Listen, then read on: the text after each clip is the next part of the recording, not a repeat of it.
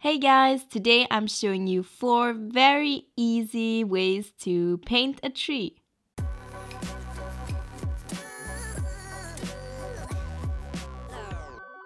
At first, I'm putting down some washi tape on the borders of my page, and I'm also creating this kind of grid where I can paint 4 trees at once. You can obviously skip that part if you just want to paint one tree.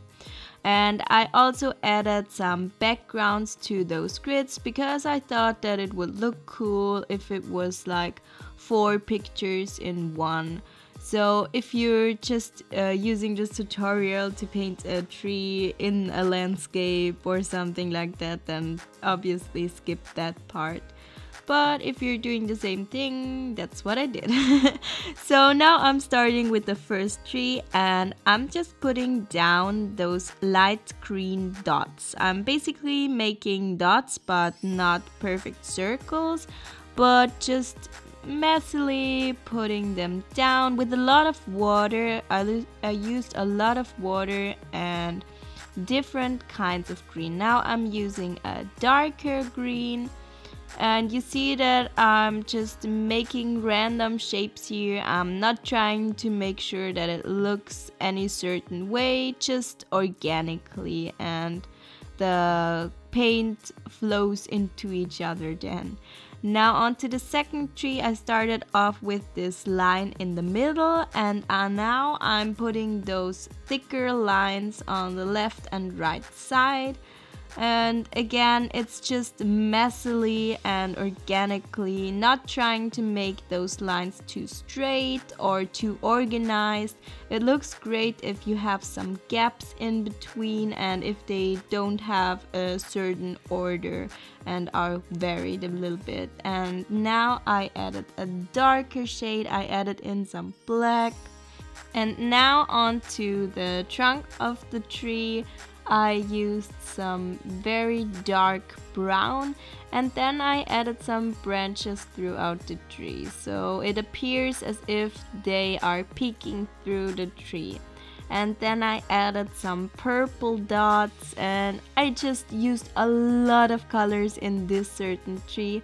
And I put the darker colors where I thought the shadows would be, and I put the more yellow and warmer tones and lighter colors where the light would hit the leaves. So I'm basically just making more and more dots, some bigger ones, some smaller ones, and some are connected and some aren't. It's just a little bit varied.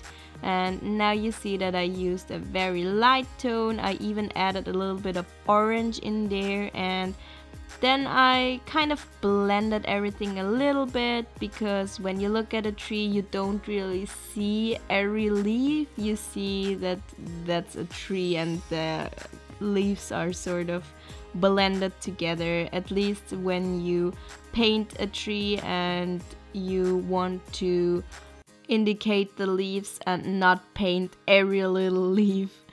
And I also added a little bit of grass. I did that on all of the trees. And on the second tree I added even more shadows. The shadows are coming from the middle and going more towards the outside. And I just added a darker green or a cooler green in the middle, and now I'm adding a warmer green tone on the outside because I imagined that the light would hit the tree there. And again, more dots and more details and more shadows. I just went back and forth from those two paintings. And now I'm starting with the third tree, and this one is a fall tree. It's orange because I really wanted to get some color in everything and not just green. And you see that I made those messy circles, and I added more and more, and I used darker and darker red tones. And for the fourth tree I used a very dry brush and not a lot of paint, but I used a lot of pigment but not a lot of water, and I just dragged the dry brush across the paper to make this kind of texture. And again, I'm adding the trunk on the left side. I used a really dark tone for this one, and I really like how it looks because it stands out. And I added those branches where there were these gaps, obviously, and I left the gaps on purpose before just to add the branches back in. On the first tree that you saw, I added the branches in without having gaps, and this time there are real gaps, so you get a really different look from both of those approaches. So adding in more and more of these. So come on, more and more branches. So now we're on to the trunk on the right side. So again, I used a really dark brown, but a different tone this time. I mixed all those colors together, basically via trial and error. I just mix and mix until I have a color that I'm happy with.